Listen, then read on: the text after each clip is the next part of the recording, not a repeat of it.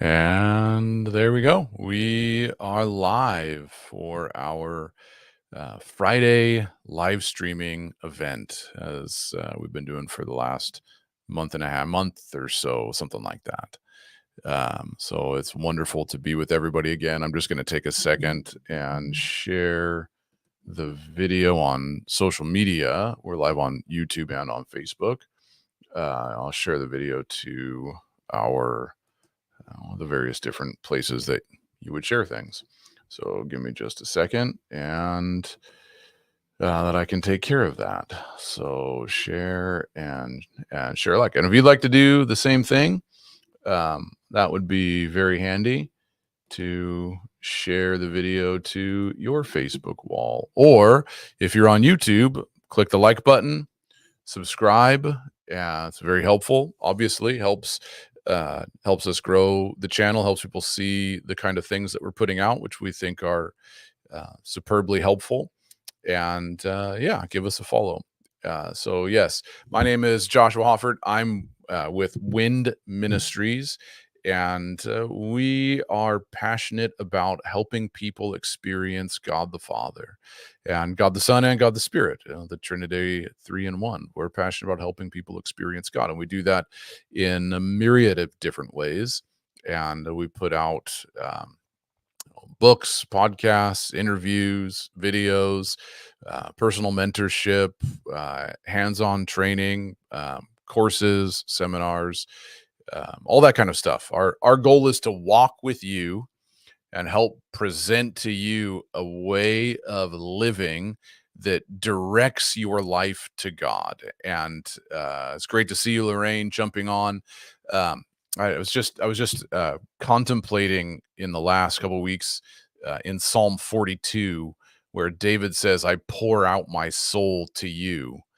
And David, I love that David uses the language of flowing water, pouring out the soul, of flowing water towards God to depict the way he approaches God.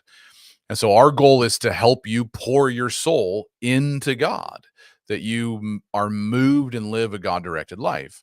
And if you think about the analogy that I've been my friend and I, Murray, who run a podcast called Voices from the Desert, which you can look that up on any of the podcasting platforms, and actually should be on many of the videos are on our YouTube channel here. The idea of water can flow when it's properly channeled. So if a pipe has a leak, the water doesn't flow, right? If the pipe is properly constructed, then the water channels. And in fact, you can get water to move from a lower container to a higher container if you set uh, the environment properly, right? The water will create a vacuum and suck the water from one place to the other. And I love that analogy when David talks about his soul flowing towards God, and we think about what are the proper what's the way that we can channel the the energy of our life towards God that creates momentum and a stir that draws us continually towards him. And actually in Psalm 42, David lays a number of those principles out where he talks about gathering in community. Like community is one aspect of that. Uh, he talks about thankfulness. He talks about praise. So these kind of practices that are germane to the spiritual life that help us direct our life in a God directed way. Um, and sometimes what happens when it comes to the spiritual life, um, we hope for instant fixes. And well, I'm anxious, and I want to be not anxious anymore. And so we spend a day or two trying to pray or read the Bible or posture ourselves in a different way, and things don't change immediately. That's because in a God directed life, change is slow and gradual. Um, and just like the whole bucket doesn't get emptied at once, but it takes some time to move the water from one place to the next. And that's the case when it comes to the spiritual life. And so in this live video series, what we've been talking about is what constitutes spiritual living, what makes a life spiritual. And so we've gone through all kinds of different concepts, right? What does it mean to be human? What does it mean that Jesus is the final Adam? We looked at the person of Jesus. What does it mean that he is the true human, the display of what it means to be human, right? We looked at models of redemption. What are we recovering from? How do we think about sin and its mark upon humanity, and that humanity is the ultimate God project? And now in the age that we're in, Jesus coming, all of that, we're now in the kingdom phase of the project, right? So we look at Jesus, and Jesus tells us what it means to be human, and now we learn to be human in the midst of God's kingdom, and what does that look like, and the measurable impact about that. So we've talked through a lot of different concepts, and that I hope you would find very helpful, um, in terms of living your life. And the goal of all of these videos is to give you an overview and present, not, and I said this last week, not so much, I don't want to tell you how to think. I want to help you understand what to think about, so that you come to some reasonable conclusions on, by yourself. What, like, most people haven't thought about, what does it mean to be a human being? We just it's like, what does it mean for me to be American? I don't think about that, right? Or for my family, my kids are both American and Canadian. What does it mean to be Canadian? Well, it's not something you think about. You just are that. So taking a step back and thinking through, what does this actually mean, and what's its impact upon me, and how do I facilitate being even more human? And can I become even more human? Can you become even more American? It depends on how many guns you have, I guess, from the outside observer, right? Anyway, so we're thinking about these things, these concepts that trickle down into our practice of everyday life. When we don't think about them, they just influence us. And so we're peeling the layers back and going, well, okay, how do I think about the nature of sin and its impact upon me? And then, not even just how do I think about that, but how does that impact how I live? Because how I think and how I live sometimes are two different things. In Western civilization, we've gotten very good at separating the how I think from how I live. And so I can think of myself as a joyful, happy person, but in reality, I'm angry and bitter and hurt everybody around me.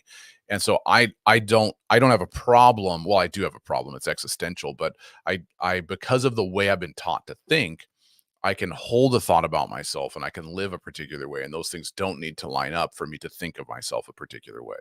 But that's not then reality. I'm living actually a false life. I'm not actually living a real human existence, defining who I am and being who I am. So how do I how what one of the things we're working through is, your thoughts on redemption, your thoughts on sin, and how do I live that and embody that, and how does that help me be more authentically me, and be the thing that I am vocationally called to, the image of God here on earth. So we're working through these things, and my goal in the context of this whole series is to work through eventually the ages of Christian mysticism, what they taught on these concepts, how they taught people to live and move, and how they taught people what their being is, what their principles, what their practices were, and what can we learn, what are our great takeaways, and what are the maybe the great failures of some of them. And I love to do this, especially in the context of the Protestant evangelical charismatic Pentecostal church. You know, those different strains that are all kind of together, um, in a way, because in my experience, some of the heroes of our faith that we've made heroes are, by the end of their life, were actually vandals, um, embezzling money, having crazy thoughts about being the. I mean, some of the people in the 1900s and the 20th century that we've looked up to as great spiritual giants ended their life thinking they were the reincarnation of Elijah the prophet. So I want to mitigate some of those things, right? And bring us to an understanding of Christian history, and point us to a place where we can find some really good practical teaching on what it means to live a spiritual life, and what it means to be totally human, and how I advance in that, and how I become more authentically that. One of the things we talked about was, that I find um almost a misdirection in how many of the teachers and authors today present the life of spiritual formation, and I don't think they do it consciously. It's that we live in an anxiety-ridden, fear-based world today, and that's only increased in the last 50 years.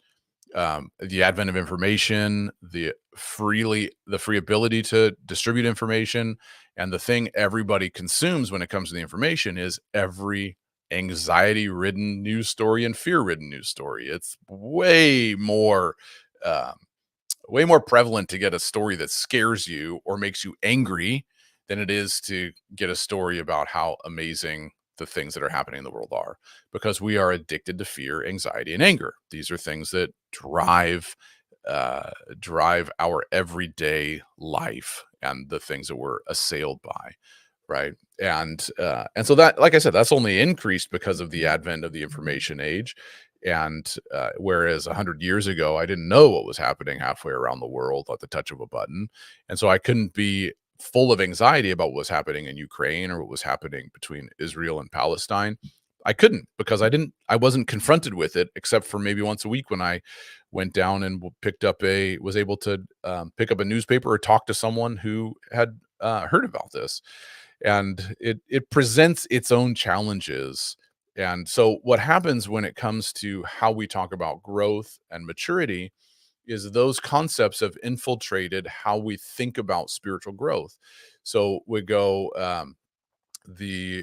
great to see you, Justin, right from Orange County, close to my hometown. I was born in Oxnard, grew up in Ventura and San Luis Obispo County, so not too far off from there. But now I'm on the other side of the great continent of North America in Prince Edward Island, which is a tiny little province in Canada, where the weather is just turning.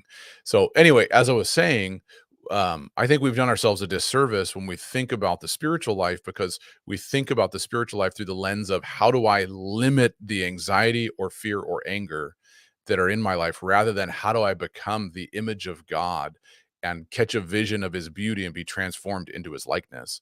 So I'm going, well, I struggle with anger, so I want practices that help me mitigate anger, or I struggle with anxiety and I want practices that help me mitigate anxiety, rather than I've caught a vision of his beauty and loveliness and I want to become like him.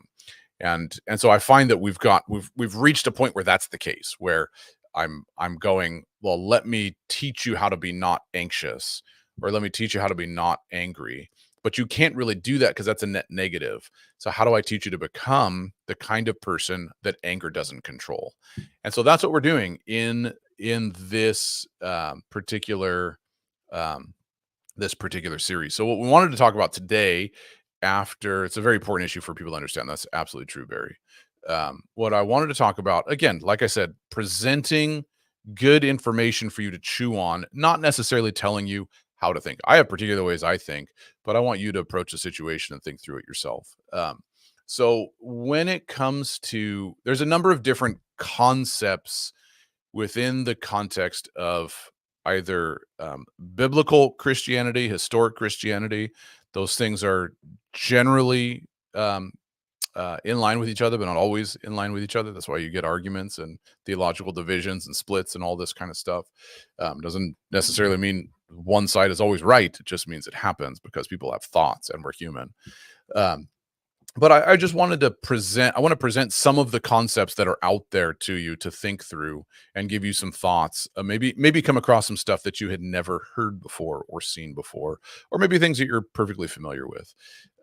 Going back to, I love this quote from one of the early desert mothers.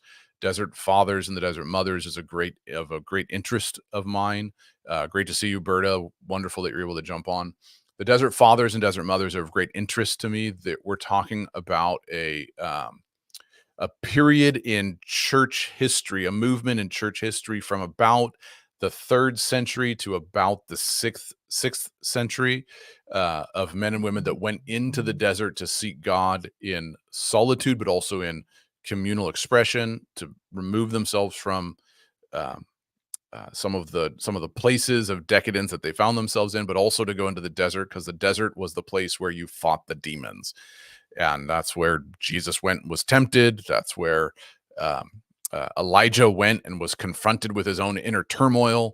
So they went to the place of solitude to fight their inner the inner wrestle. And so we'll talk more about that in later episodes. But Alma Macrina, a desert mother who was one of those, she said this, and it's a really simple thing, but I found it very profoundly interesting. She called mankind, each human being, is a little world in themselves. Well, think about that. You in yourself is a whole world waiting to be explored, and undiscovered countries and continents. Actually, one of the things that we like doing is helping people make sense of the dreams they dream when they're sleeping. And this reminds me of that. In fact, a very common dream is a dream where someone is in their house. They're either making renovations or discovering new rooms that they never found before. Right? Because as we grow and as we mature, we discover facets of our character, facets of our being that we never knew were there before. And so I think Macrina really nailed the hammer on the head, or the hammer on the nail on the head with the hammer, when she said each man is a little world in and of himself. What a fascinating concept. And so what does that world consist of? Well, there's been lots of thoughts offered throughout time about what that world consists of. And in terms of, we can start with some of our contemporary ideas, and then we can kind of travel back and look at some of the earlier ideas, or the ways those ideas took shape and took form. And we can look at the different iterations of Christianity. Right, we've got present day evangelicals flowing from the Protestant Reformation. We've got the Catholic Church that's been around. Right, the word Catholic just means united, like the whole church. So before the Protestant Reformation and before the East-West split with the Orthodox and Catholics, and in the 11th century, everybody was just Catholic, because it just meant the United Church. And so anyway, so we can go back down and kind of look at how some of these ideas that we have about what constitutes a human being. And today, the terms that we tend to use when it comes to Christianity is spirit, soul, and body. Those are typically the terms that we use. And depending on where, and those aren't terms that the historic church hasn't used, but there's particular understanding about those particular terms today, and what they mean, that maybe you don't find as much in church history. And the two views are typically called a dichotomist view or a trichotomist view. Dichotomist means that a person is made up of two constituent elements. That is, you have a body and you have a soul. In a dichotomist view, the body and the soul make up the uh, yeah, John Crowder has done a lot of talk on the early church fathers and mothers as well. I haven't followed Crowder very much. I know I read a couple books years ago, so I don't know where he's at with that stuff now, but I'm fascinated by him. So a dichotomous view says a man or a woman, a human being, has a body and a soul, and a Christian has the Spirit of God living within them.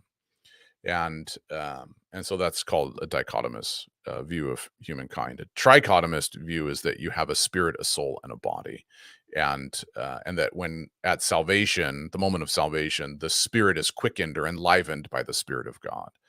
And I've seen slides and pictured of like an egg being fertilized, and that's the spirit, and the spirit begins growing at the point of salvation.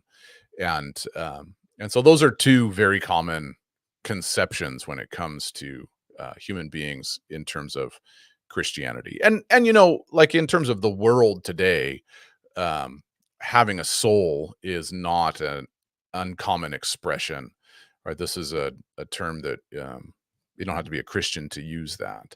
But in Christianity, we definitely have a thought about what that means. Um, and that term, it's a term from Scripture. The word soul in the Old Testament is the Hebrew word nephesh. In the New Testament, it's the Greek word psyche, where we get psyche from. and there's a reason for that. And the word spirit in the Old Testament is the word ruach, and in the New Testament, it's the word pneuma, and where we get pneumatic from, because most of our English language is built off of Greek, or Greek flowing into Latin and all of that, Romance languages. So, which is what they're called.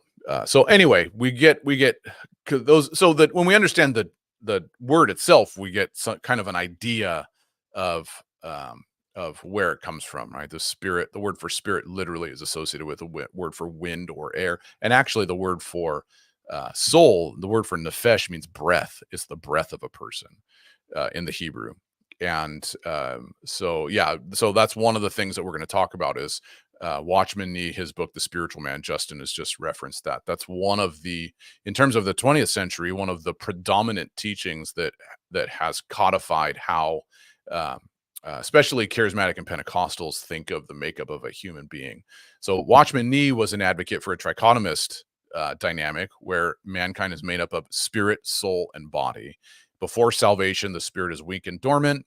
At salvation, the Spirit of God comes in and enlivens the human spirit. The human spirit begins to awaken within and grow and create pressure on the soul, which is the process of transformation and has a measurable impact on the person that we become. And so in the conception, according to Watchman Nee and others, right, there was a group of authors and thinkers and teachers in Watchman Nee's wheelhouse. Jesse Penn Lewis was another one. Andrew Murray was another one that held to these kind of thoughts, that the makeup of a human being is this, and oftentimes the proof text is 1 Thessalonians 5, where it says, "May the God of peace sanctify your whole spirit, soul, and body."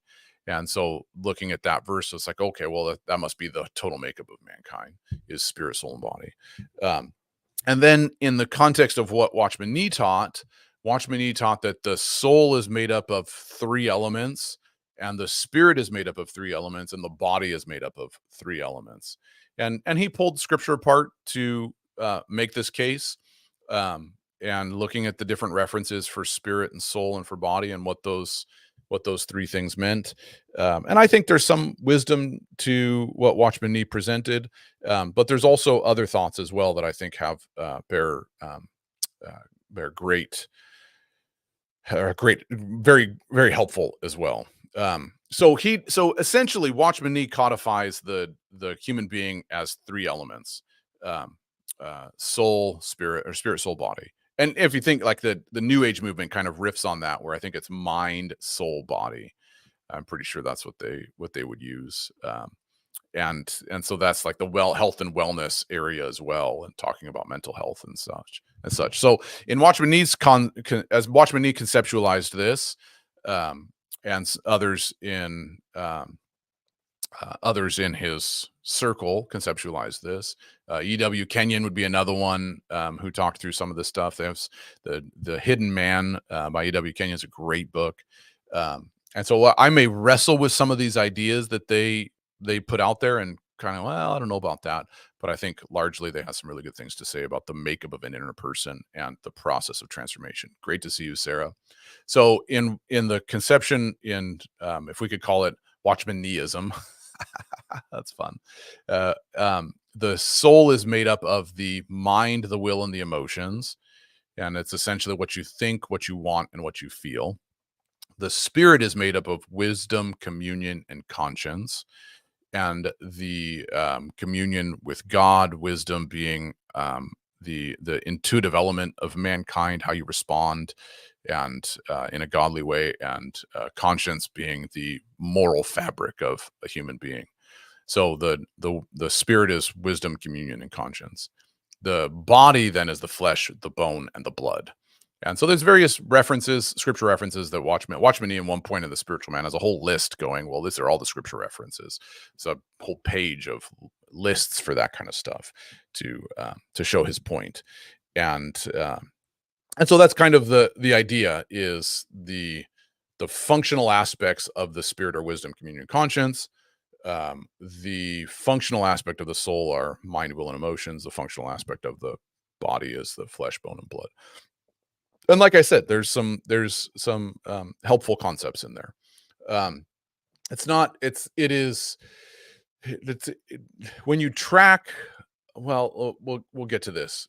I'll essentially say this: when you track the concept, that particular concept of the soul isn't originated in Watchman Nee, but he really popularized it, and so we can look back in Christian history and see some of the ways that that was taught, especially in the Eastern Orthodox Church, which is interesting. The concept of the soul in what it is the you find a lot of it rooted in the Eastern Orthodox Church, and then you find the root of that actually in the philosophy of Plato, and which is most people wouldn't realize that Plato actually taught almost the exact same thing about the makeup of the soul, using different language, slightly different concepts, but very similar. I want to read a quote for you from Basil the Great in his book on the human condition, because he kind of talks through just a little bit of what it means to be an embodied soul, meaning you have a body and you have a soul.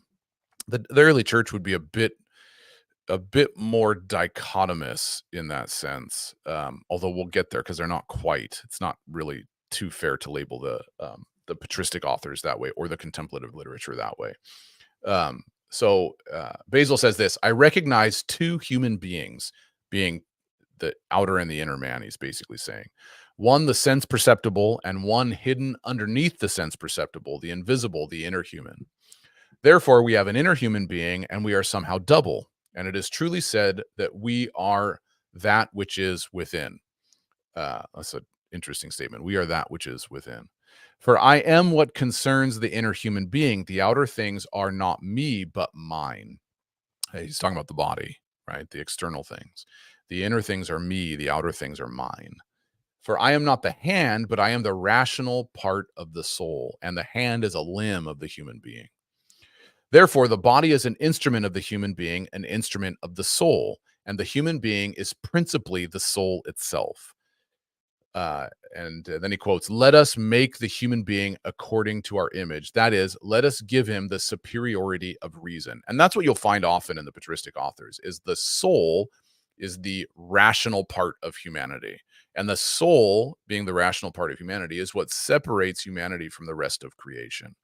So, and this is where the reason Basil would say this is because that in Genesis, I think it's in Genesis 2, it might be in Genesis 1, where it says, and God created man a living a living soul. And that the word is soul in there. And so I think some says that God created man to be alive, something like that. But the word is soul. He created man a living soul. So Basil says the entirety of the makeup of the inner person is the soul, which is essentially what it means to be human, which is essentially what it means to be a rational being. So that the patristic authors, they don't make the distinction as clearly and as categorically as some of the contemporary authors make, like Watchman Nee. There's a bit more, not that they're sloppy with their language, but they're not really concerned about codifying what makes up a human being. So Basil saying to be human means to have a soul. To have a soul means to be rational, made in the image of God, the ability to reason above and beyond the rest of creation. The soul is a reflection of the ability of the capacity of God and the intelligence of God. So he's not great to see you, Jim. So Basil the Great, and it's Basil the Great, especially as someone who really sums up in his age, 4th century, who sums up in his age, one of the great thinkers of Christian history in his age, and in Christian history in general, gives us a snapshot into what many of the men around him would have thought, men and women around him would have thought. What makes a human being is his ability to reason beyond the capacity of an animal or a plant or a rock. So a rock doesn't have a soul, a man has a soul that sets him aside, that sets him apart. So he would never have said the soul was the mind, the will, and the emotions. They use the term the rational aspect, which has a particular understanding, um, because they would look at the ability of mankind to reason and use logic above and beyond the animal world, and that separates him from the rest of creation. So there's not so much a separation there. Now, with that said, the uh, tracing the roots of the idea of the soul, the makeup of the soul, the elements of the soul in the especially in the Eastern Orthodox Church, which would be the Eastern um, the the Eastern um, side of Christianity, right? When we say Eastern Orthodox, or the East and West divide happened between the cities of Antioch and Alexandria um, uh, in the Mediterranean world at that point, right? So when we say East and West, I'm not talking about West as in Europe and North America, and East as in um, the Oriental countries. I don't mean that. I mean, I'm talking East and West as in what it would look like in the first 500 years of church history. Antioch being one school of thought, Alexandria being another one. So the like someone like Maximus the Confessor, who was actually the last saint in the historic tradition. Maximus is the 7th century, who is considered a saint in um, both veins of the church. I think that's the case. Maximus the Confessor is an Orthodox, Eastern Orthodox saint, and the Catholic Church, he's a saint as well. So he's the last one that is both. And Maximus taught a lot about the faculties of the soul, and not that other people didn't, but he definitely did. And he separated the soul into the insensitive aspect of the soul, the appetitive aspect of the soul, and the intelligent aspect of the soul. The appetitive, the insensitive, the appetitive, and the intelligent. And those are roughly synonymous with mind, will, and emotion, but they're not the same. You can see some overlap, and Maximus taught that, but Maximus wasn't the first person to teach that. It wasn't the only person to teach it. A very popular way of approaching it. And again, the first references to that breakdown of the soul you find in Plato. And let's see, um let me see. I think I have a reference to that. Plato in his Republic, in Plato's Republic, you can find a reference to the insensitive. We call it the spirited, the rational, and the appetitive. So this is when this is it's interesting when Watchman Nee breaks it down: mind, will, and emotions. It's closely associated back down through Christian history to the patristic authors, all the way down to some of the ways that Plato thought as well. So does that mean it's wrong because Plato thought that? No, that Plato was a brilliant man and most likely read the Jewish scriptures at the time. Um, and so was Plato inspired by that? Very possibly. But it is breaking it down into those elements, because the scriptures don't say this is exactly what the soul is. The soul is the mind, the will, and the emotions. The way Watchman Nee tries to tease that out is that he looks at all the references for soul in the Old Testament and the New Testament and goes, this is what we see the soul being referred to in its faculties: mind, will, and emotion. And he says in The Spiritual Man that there's more than that, but those are the basic ones. So that's also where it is reflected in Platonic philosophy.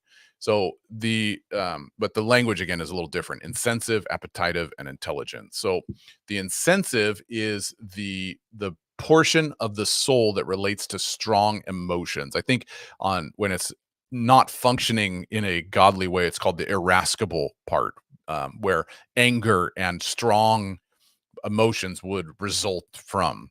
It's the insensitive part. So it's kind of a combination of the will and the emotions running unchecked, I guess, if you will, is the insensitive aspect of the soul. And then you have the appetitive aspect of the soul, which is the desiring, like the appetite, right? The things the soul wants. And so again, you've got kind of a mix of will and emotions in there.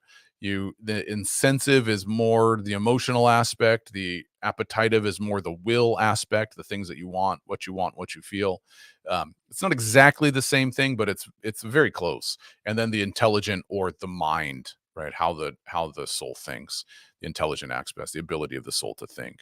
So you see, um, like I said, you see similarities in the concept of what the soul is when it comes to some contemporary theories and when it comes to some early church theories. And like I said, you've got, we're up to the 7th century with Maximus the Confessor talking about the insensitive, the appetitive, and the desiring. And you'd find that continuing in, if you were to pick up a copy of the Eastern Orthodox mystical text, the Philokalia, you would see those things continuing there. And I don't know if I wish I knew if there was crossover between, if Watchman Nee was ever influenced by the Orthodox guys. He may have been. And I wonder if that's where he caught the idea, but I just don't know enough about Watchman Nee to be able to say that 100%. So that's a pretty typical, um, typical this is quite similar between the two. Um, so you'd have like Maximus. Here's a quote from Maximus talking about the various aspects of the soul. He goes, "Bridle the insensitive faculty of the soul through love." That's the emotional, right? The emotions, the strong, the ability, the capacity of the soul to feel deep emotions. Bridle the insensitive faculty of the soul through love of God, of course. Wither the appetitive faculty, the will, through abstinence, through not acting on the will, and give wings to the rational faculty through prayer. And then the light of your mind will never be darkened. Love and abstinence free the soul from the passions. Spiritual reading and contemplation deliver the mind from ignorance. And finally, continuous prayer brings it into the presence of God. So you notice one of the things that you will not find nearly as much is the term spirit here, where Watchman Nee and contemporary charismatic and Pentecostal circles would talk about the human spirit. You won't find that nearly to the same degree. It's almost interchangeable in the patristic authors and in the contemplative authors. Like the spirit is usually referred to as the spirit of God, not the human spirit. But there is conceptually an element of mankind that the contemplative authors talk about that we don't tend to talk about today, which we're going to get into. I one of the things that when you think through what constitutes being a human, the what are the elements of being a human? The scriptures give a number of different like I don't think the way the Hebrew mind works in terms of that particular period of time. Um, I don't think they were concerned about categories. It's just not. When you read the scriptures, it doesn't really seem like a thing that they're supremely concerned with, is making sure everything fits into the proper categories. And so you'll have the term heart seem at times to be interchangeable with the function of the soul, but seem at other times not to be. And so then we've got to invent different ways. So when it comes to trichotomist and spirit, soul, body hardliners, the heart, essentially the heart in the Old Testament is synonymous with the soul. The heart in the New Testament then becomes synonymous with the spirit. I have a problem with that, because why didn't it just use the word soul then, or where they use the word spirit then? Why did it use the term heart? And why does the term heart have a different translation, different implication? The heart is used in the Old Testament to talk about the center of your being, and the center of your being that leads you and gives you impetus for life. The literally the word for heart, there's two particular words that are most common usage in the Old Testament. It's the Hebrew word leb or the Hebrew word labab. The Strong's number is 3820 or 3824 for both of those.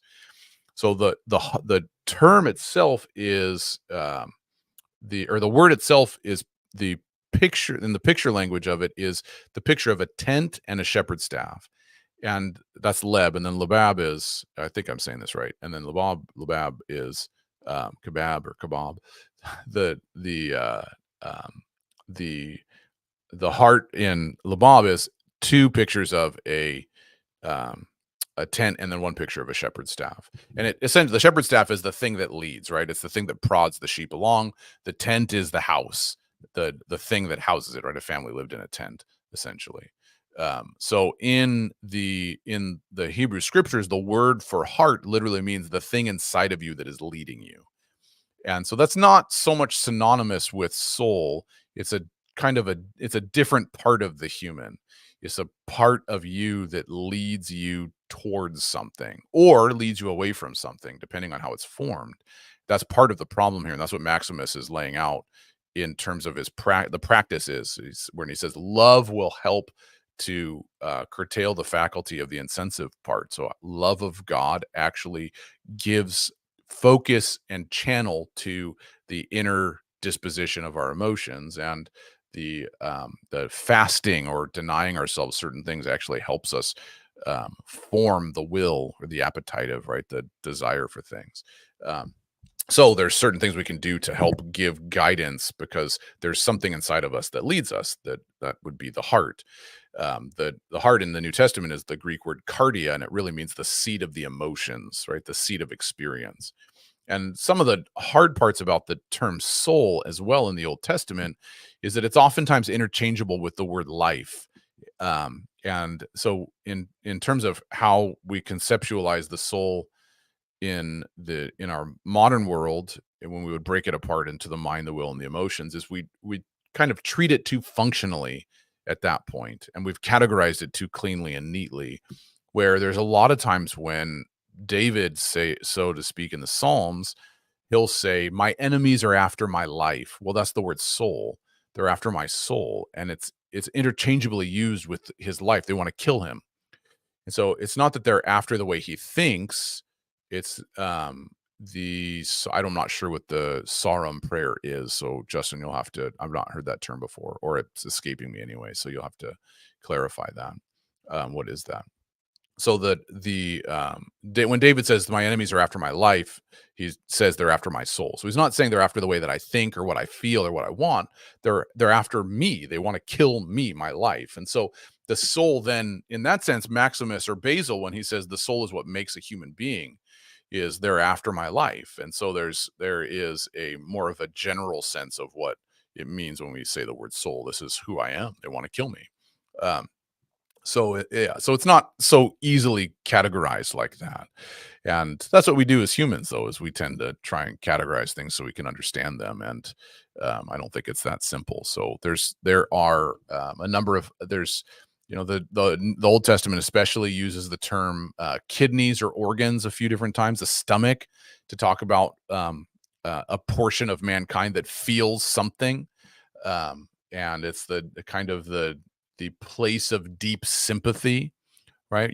And so I identified the region where you feel something and say that's a part of what it means to be human. So the thing is, in the Hebrew scriptures, the portions of you that make you human, bowels is how it's also translated. It's the deep sympathy, it's love. The portion of you that makes you human is always embodied in a physical element. It's only in our modern day that we tend to throw those things into the ethereal atmosphere, right? We have the conversation of where is the soul located, right? Well, in the scriptures, every element of humanity is embodied. The heart is a literal location. They're not talking about, like, we say the heart in our contemporary culture, we mean kind of the frame of our being. We don't, or we mean something more distant to our localized body, the fleshly substance of the heart. But that's not what they meant. They meant the thing within you. So there's a very much a substantial element to to how the scriptures lay out the parts of a person, right? And then we conceptualize them in our ideas and then separate themselves from our body, where the scriptures don't do that. But that's because we're 21st century people who have an easy time separating our ideas from our physical reality. And the scriptures don't have an easy time doing that. Like, God dwells in a temple physically on the earth and is embodied in front of the people in the table of showbread and the altar and all this stuff, right? He's embodied right there. He's not a distant, vague, physical or non-physical entity. He's physically there with them. Yeah, in a way, right? He's also above and beyond, but he's also right there in dwelling in the midst of that tent, not just symbolically, but actually to them. Yeah, Sarah. Hence, the way to a man's heart is through his stomach. Yeah, yeah. So then you've got different words for will in the scriptures as well, um, where say Revelation 4:11, where the will of God is presented as the reason for all of creation. Right. This isn't an element of his soul. Well, that's just his soul operating. It's the will. The word will doesn't mean that. So the word will means the desire or the pleasurable aspect, like it's the pleasure of God to bring creation into being. It's not we'd think of it so functionally when that's just not how the scriptures use those terms. Um, but that's sometimes we're trying to make sense of that. And yeah, Justin, we are a dwelling place for the presence of. That's why he calls us a temple. He's the temple, then we're temples. We're his dwelling place, and we're to be the physical embodiment of his image here on earth, and why he places his spirit within us. And so, yeah, we've got there, Sarah, we've got strength, mind, heart, and soul, all distinctly different elements that are laid out about the person. Worship the Lord your God with all these four particular elements. So we've got that's what I mean, is that the Bible doesn't seem to be concerned with giving you this is exactly what it is, right? But it talks about various different aspects of what it means to be human. And what it means to be human is not to say, well, I have a spirit, soul, and body. What it means to be human is that I have the capacity to be beyond and above creation and to bear the image of God into creation. And so there's certain elements of that. So the last thing I want to say, we'll see how long this takes, is the early church fathers, and then this kind of makes its way into the contemplative tradition, and the language you'll find in some of the Eastern Orthodox mystics, and you'll find it in the Catholics as well, although the translating factors are a little different because of the language that they're using, is the concept that's called the nous, Nous. The word nous is a Greek word, and it's typically in the scriptures translated as mind. It can also be translated occasionally as heart, especially in the Septuagint in the Greek Old Testament. So it can be translated as heart. But it being translated as the word mind, it's can be confusing. Like in Romans 12, when it says, be renewed in the spirit of your mind, the word there is nous. And the word nous doesn't mean the rational faculty in the sense of how you think. That's not what the word means. And it's a bit confusing to us because we read it that way in English, and we read our assumptions into the word mind, especially from a 21st century lens of what the mind is. Well, the mind is my brain, it's my ability to think and have cognitive faculties. And if my mind deteriorates, I can't think as clearly. So, but that's not what the word mind means in scripture or in the contemplative literature or in patristic theology. The word for mind, like I said, is the word nous, and it is, I've got a definition here, I think somewhere. I think I wrote it down. It's not so. The word nous, sometimes when people come across the concept of the nous in the contemplative literature, they think, well, that's just the spirit. Or that's what, when we talk about a trichotomy of being, spirit, soul, body, the nous is just synonymous with the spirit. But it's not really. The nous is the capacity of mankind to envision, um, the capacity of mankind to envision the thing that it desires. So, for instance, the news, like, let's just say that you binge watch a TV show, right? You binge watch a TV show. I remember when I was a young man, and the show, I discovered the show Lost, and I would binge watch the episodes of Lost. And then I would dream about the episodes of Lost, and I would think about the characters, right? Have you ever been so invested in a show that you find yourself thinking about them, the characters in the show and the elements, when you're not intending to think about them? They just kind of occur to you, right? Well, that would be the element of the nous. It would be the faculty of humankind, to imprint upon itself the direction it wants to go, right? So the nous isn't so much like this, it is the receptacle of God, the ability of mankind to receive God, but it's the ability of mankind to receive anything. And so in the nous is formed by the things that you give to it, and then it proposes and imagines and conceptualizes who you are and where you're going because you formed it. So you binge watch a TV show and there's this part of you that is formed, has formed deep attachments and thoughts in regards to that. And now when you're just not even thinking of anything, it proposes those thoughts back to you. So the nous is the portion of mankind that must be formed and informed by the presence of God. It's the capacity of mankind to envision God, but it's also the capacity of mankind to envision anything. And so it's that place in mankind that we feed and causes our life to flow in a particular direction. So in a way, it's synonymous with the spirit. In a way, it's synonymous with the heart. We can talk about it.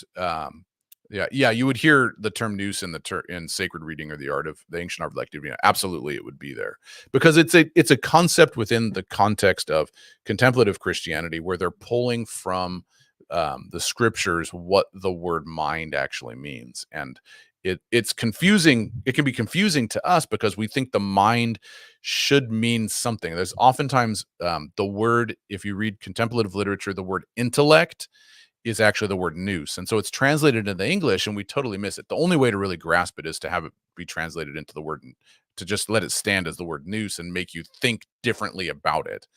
Because otherwise you think about the intellect. So you've got things like Evagrius the Solitary calls prayer the ascent of the intellect to God, or the communion of the intellect with God.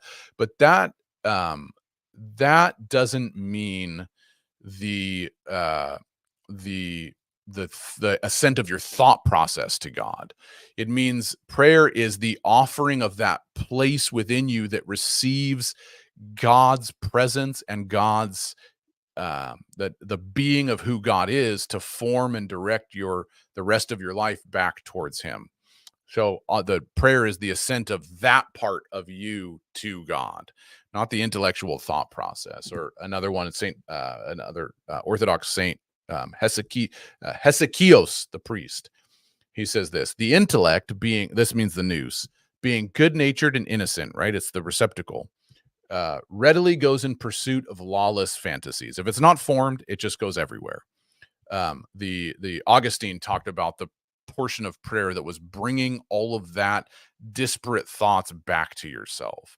It's like when you walk into a church service and you're immediately thinking of, how do I look? Where am I going to sit? Who's everybody else around me? Your thoughts, they separate from you and go to all the others.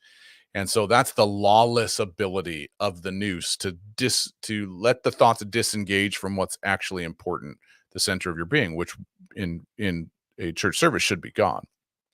So the practice of the spiritual life is bringing all of that thought back to being concentrated within the center of your being and offering it back up to God. That's the concept of the nous. So going back to Hesychios, what he says: the intellect, being good-natured and innocent, the nous, being good-natured and innocent, readily goes in pursuit of lawless fantasies, and it can be restrained only on condition that its intelligence, the ruler of the passions, always bridles it and holds it back. And so it is pointed in a particular direction. And that's an important element of how the mystical literature conceptualizes the makeup of a human being. What happens is we're raised in the 21st century. We hear some of these concepts: body, soul, mind, spirit, body, spirit, soul, body. And then we go back and we start to think of what makes up a human. And then we start reading some of these older guys. So that's one of the reasons why I feel like I need to lay this out, is we start reading some of these older authors and go, Oh, well, they're just talking about that, right? Psalm 64:6 talks about the deep heart of man that devises schemes and perfects iniquity. That would be the noose when the noose is lawless. It's the deep heart that has is the central driver of what it is you are and what proposes itself to your rational mind. Um, so yeah, and for a lot of people, it's a brand new concept, and that's a thing that I still try and wrap my mind around. And I think it bears it bears it's helpful for us to think through, and I think it's something that when it comes to thinking about the spiritual life, spiritual living, and what it means to direct and flow our life in a particular way, thinking of incorporating the noose into that. If you're going to think spirit, soul, body, then go, okay, well, there's another element that's deeper and I that I need to consider there, right? It's not so much a functional element as it is what is impressed upon us and kind of offers itself to our intellect anyway, to our rational mind. Um, okay, well, I hope that makes sense. We looked at some of the stuff um, in Watchmanism, spirit, soul, body, trichotomous, dichotomous, body, soul. Those are kind of our typical terminologies that we use today. And then we look, insensive faculty, appetitive faculty, and the rational faculty. Well, where did that come from? How do we think through that? How does that impact us? And then the nous as well, and then different elements within the human being. So I hope if anything, I hope that you would go, well, maybe there's more for me to think through when it comes to this stuff. And it's not so simple as what I've been told before. And there's thousands of years of history that present alternative thoughts that it's not like everyone has always thought the same. So anyway, we're going to wrap this up at this point. We've got lots of resources if you'd like to continue to check those things out. We have a training academy. We have books, courses, other podcasts that we do, other just lots of different things. I'll put a link here in the comments for you to check out on your own time. There are you can find all those things there. Writings on the Desert Fathers, the Desert Mothers. I hope those all came through anyway in a way that makes sense. And if you'd like to, yeah, that would be a developing healthy relationships. Yeah, understanding this stuff helps us to develop healthy relationships. For sure, that's awesome. That's great that you're part of a church community that does that kind of stuff, Justin. Um, and then if you want to support the ministry, there's a link there to donate to Wind Ministries. All donations are tax deductible in the US and in Canada. So that would be wonderful if you'd consider that. So without further ado, we're going to call this one to a close. Thanks everybody for tuning in. It was a great seeing at least your icons on the live stream and being able to engage with you. And so I hope that was helpful for you to think through as well, and that I've given you some stuff to chew on. So without further ado, blessings, and until next week.